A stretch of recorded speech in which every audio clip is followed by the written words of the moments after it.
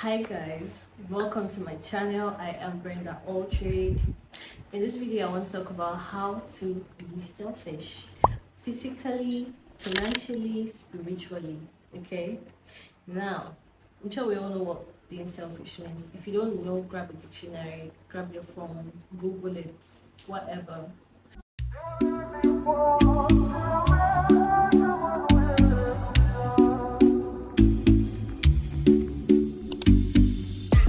In this context, I'm talking about being selfish in a way that is not toxic. So it's like being selfish in a way that glorifies God. That's what I'm talking about in this video. Okay, so physically, when I say be selfish with your physical life, number one, you have to put yourself first. When you make decisions, you have to put yourself first. Especially when you have to choose if it's between you and something, things. You have to put yourself first. When it comes to chasing things, you have to put yourself first because you're not going to leave this earth with things. Mm-mm. Nobody is remembered for the things that they had when they were alive. Most times we're remembered for the things that we do to affect other people's lives, the ways that we contributed to our society, the ways that we made people feel. Those are the things that we are remembered for. So putting your focus on things and choosing things over yourself, no, nah. You have to be more selfish than that.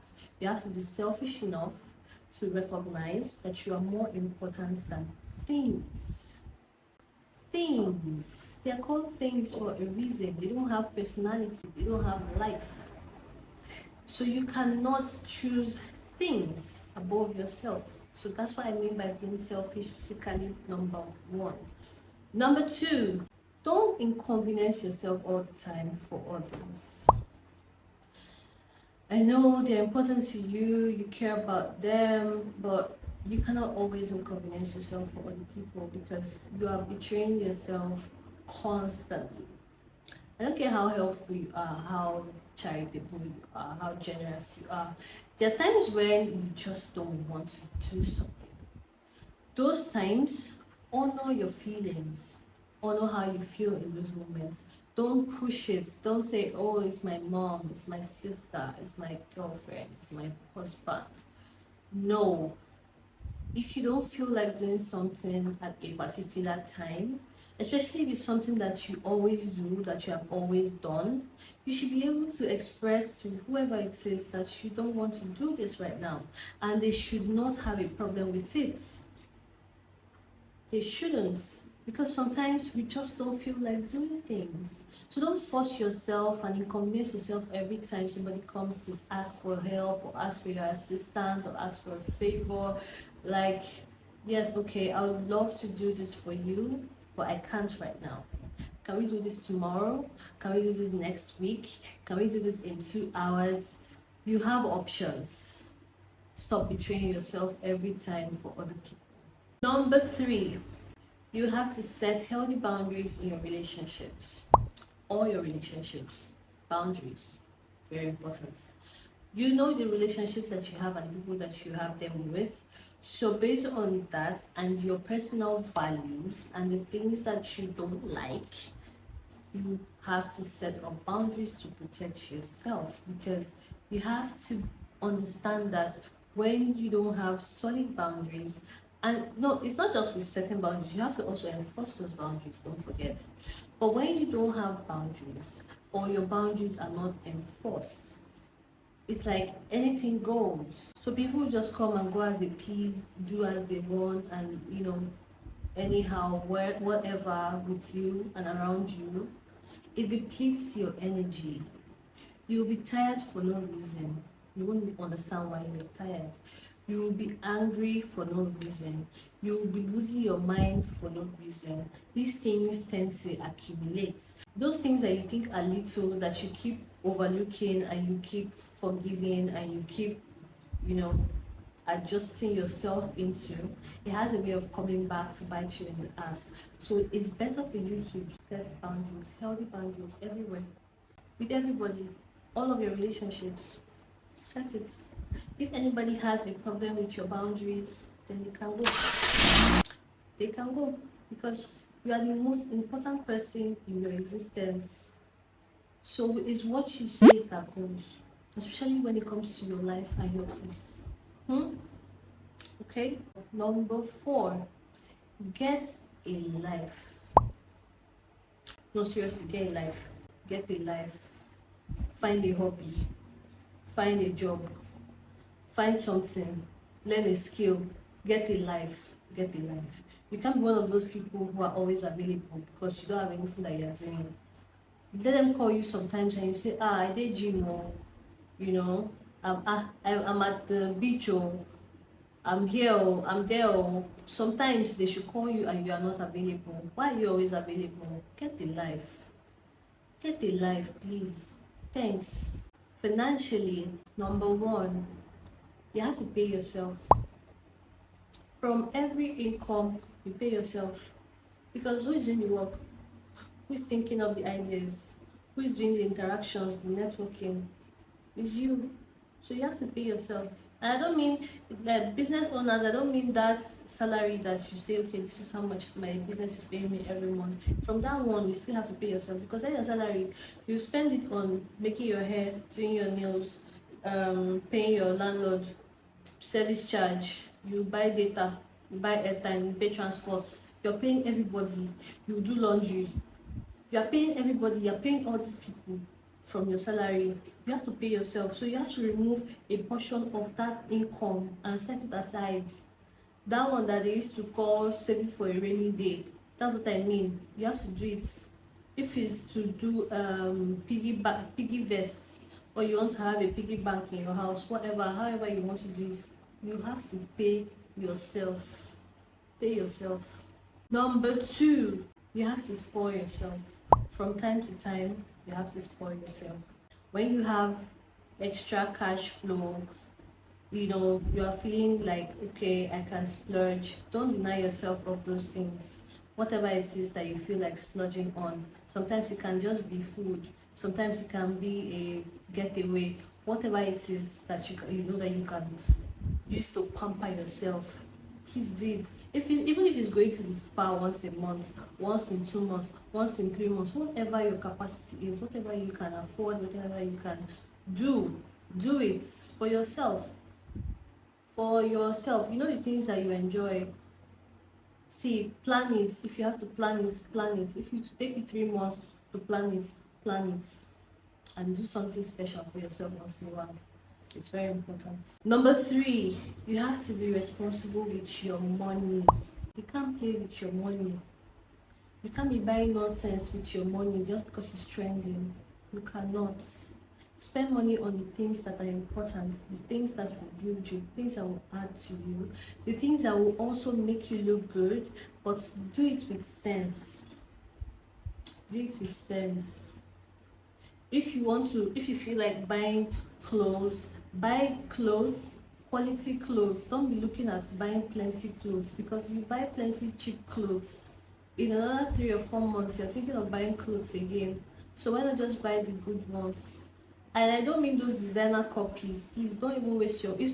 I feel like instead of buying designer copy items, I would rather buy designer thrift items, right? Because the value that they place on copy items, if I can buy copy item, I might as well buy the original. Do you understand? So like, I would rather thrift those things than buy a fake Gucci shoe. I would rather buy it in thrift than to buy it from one vendor that will package it as if it's the real deal, and we both know that it's not the real deal, and you're charging me ridiculously.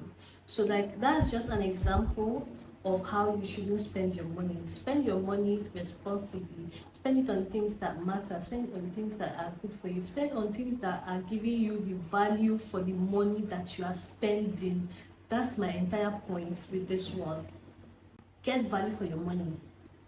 Whatever you spend it on, get value for your money.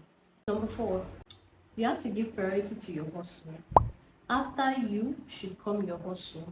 So for me, this is my list of priorities: God, me, my hustle, then my family and friends. Are you seeing the hierarchy? According to importance, after God is me, then is my money. Wherever your money is coming from, you can't play with it. You have to be nice to your customers, talk to them with respect. If for any reason you can't deliver what you're supposed to deliver, you have to communicate. They are trusting you with their money, and God is using them to bless that your business. So you can't do anyhow. You can't talk to them anyhow. You can't treat them anyhow. I know the shege that I've seen in the hands of vendors. I know the shege that I've seen. People are on the internet, jumping, dancing, screaming, crying, doing everything to get people to patronize their businesses. Then you get people that want to patronize you, and they patronize you. Then because they've done transfer and their money is not in your hand, they're not a small god. You start talking to them anyhow. You can't communicate properly. You make mistakes, you want to blame it on them. I don't know what is wrong with people these days. It's like you prayed for this thing, you have it now, you want to throw it away. You're not the only person that is doing business, so you're not the only entrepreneur. Whatever you do, even with your job, people are looking for it. That job that is paying you chicken change according to you, people are looking for it. And he who is diligent in little will be diligent in much. But if you're not diligent with the little, who wants to give you more? How will you get the next one? So wherever you are, whatever you are doing, as long as you are benefiting from them financially, better take it serious. Better keep your head down. Focus. Everybody does not have it the way you have it though. You are more privileged than you realize. So whatever your hand has found to do that pays you, you have to be serious with it. You have to take it serious. You have to prioritize it. After yourself is that thing, then any other thing can follow. But after God is you, then your money. Because it's through that money, that business, that job that God has given you, that thing that you're calling chicken change, it's from there that he will use you to help other people, to bless other people. Your case is not the worst though. There are people that are lower than you. The world is large. So wherever you are, you have to be grateful. Whatever you have to be grateful. There are people that have not earned money before in their life. So what that chicken change that you are earning, appreciate it so that more can come. Don't play with your money. So now, spiritually, number one, you have to trust your intuition. Your intuition is that inner knowing, that thing that we call our mind. My mind just told me to stand up. My mind just told me to go home. My mind just told me to. That's your mind. You have to trust it. That is your spirit. And the spirit in you is the spirit of God. It's God that created man. It's God that breathed his breath onto man, that gave him life. So that spirit in you is the spirit of God. Your intuition is your spirit, and your spirit knows better than you do. So you have to trust it. Number two, you have to make time for spiritual practices. Fasting, praying, reading the Bible, fellowshipping, evangelism, whatever it is, charity, whatever spiritual practices that you are aware of and that you indulge in, you have to make time for them. You have to do it consistently, continuously. It's not a once and for all exercise. No, it's a once and again and again, continuous, constant, consistently. That's how we do those things. You can't pray once and for all. You pray continually. The Bible says pray without ceasing. So you have to make time for them. If you want to fast once a week, if you want to fast 2 days in a week, as your spirit can carry, start with what you can and build capacity. It doesn't have to be perfect from the beginning. I remember clearly when I started advancing in my spiritual growth, I think this was in like 2017. I used to be very lazy with reading the Bible. Then I'll read one verse of scripture and I'll be done for the day. Like when I wake up, I'll carry my Bible and just read one verse and I'm done. But then I started reading more. I started from 1 verse to 3 verses to 5 verses to 1 chapter to 2 chapters. Now, like, I read more than that now. Obviously I understand how human beings think and operate. I don't say specific things sometimes because I don't want anybody to feel like they need to catch up. There's no pressure. Do what you can, right? I don't want anybody to feel like this person can do this thing. I want you to be inspired, be motivated, but like it can be negative. So that's why I leave out certain specific informations when I talk sometimes, because I'm not trying to pressure anybody or lead anybody astray at all. Don't start anything with pressure. There's no competition. You will get tired. When you get tired and you fall off, bouncing back becomes difficult. So take your time, so you don't even fall off to start reconsidering bouncing back. You take your time, whatever you can on your own. You see it naturally, it will just flow. You build capacity on your own. That's number 2. Make time for spiritual practices. Then number 3, listen to your spirit. I feel like this is kind of similar to listening to your intuition, but for me, I feel like my spirit and my intuition, like there's a difference because of how I interact with them, right? So how I interact with my spirit is different from how I interact with my intuition. I don't know how to explain it further, or that's why I listed them separately, but they're probably the same thing. So like, listen to your spirit. You have to know yourself to be able to listen to your spirit. So you have to know the kind of person that you are, what your values are, the way your mind works. Are you a more positive person or a more negative person? So that way you know how to listen and understand when your spirit is leading you. Sometimes I struggle with self-doubt, so I know when my mind is in operation and when my spirit is in operation. When my mind is in operation is when I tend to experience self-doubt. I start to think, oh my god, can I do this thing? Is this good enough? Is this, when my spirit is in control, it's like, who cares? Do it. If you fail, you learn. So there's a difference for me in how I relate with my mind, my intuition, and my spirit. So that's why I felt the need to list them separately. But thinking about it now, they're probably one and the same thing. So yeah, listen to your intuition, listen to your spirit. The last point that I want to make here is be discerning of other people's spirits. And what I mean by this is that you have to know the people that you're dealing with. You should be able to discern if a person is deceptive, if they are of lip service when they say things to you, if it's lip service, if they mean it. Is this the type of person who would say what they mean? Is it a person who would tell me what they think I want to hear? That kind of thing. So you have to be able to discern other people's spirit, and you can only do this when you know yourself, because sometimes our intuition can play tricks, like our mind rather can play tricks on us. Sometimes you might be perceiving another person's spirit, another person's energy, and you think it's yours. For the longest time in my early adulthood, I could feel people. Like, if I come in contact with somebody, I can feel what they're feeling. But I used to internalize it because I thought those were my feelings. I did not understand that I was feeling other people's feelings. So I would go through an entire tantrum. I used to be a very angry person. I was always angry because my emotions were always clashing. Everything was just contrary to what I wanted or how I was really feeling. So I would always absorb other people's energies, and I did not understand it. I did not realize that that was happening to me until I went to Bible school. So while I was in Bible school, in one of our classes, we were asked to pray for our neighbor. So I held hands with this girl that was my neighbor in class that day, and we were praying, and I just started crying. Now, I didn't have any reason to cry. I had no reason to cry. Like, I wasn't just crying, I was weeping. Literally, I was weeping, tears all over my face, catarrh running down my nose. I was a mess. It just kept flowing. I couldn't control it. I was trying to hold it, I couldn't. I was overwhelmed with sorrow.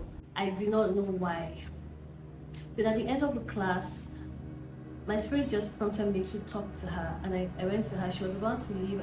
I stopped her. I'm like, hi, So I don't know if you noticed, but I was really weeping when we were crying. She's like, yeah, she noticed. Am I okay? I said I'm okay, but I don't think I was crying for myself. I don't think I was crying because of anything that has to do with me. Like I'm not going through anything that would make me cry like that. So I had to ask her. I asked her, I'm like, if you don't mind, is there anything that you're going through that you want to talk about? And she started crying. Then she went on to tell me about a challenge that she has been facing for years. Oh, the devil is wicked.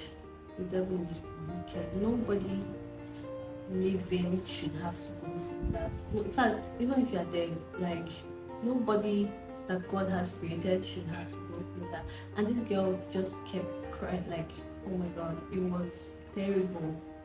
She was crying and she was talking, and I now understood what I was feeling. That was it was deep. Like I said, nobody should have to go through that. Nobody should have to go through that.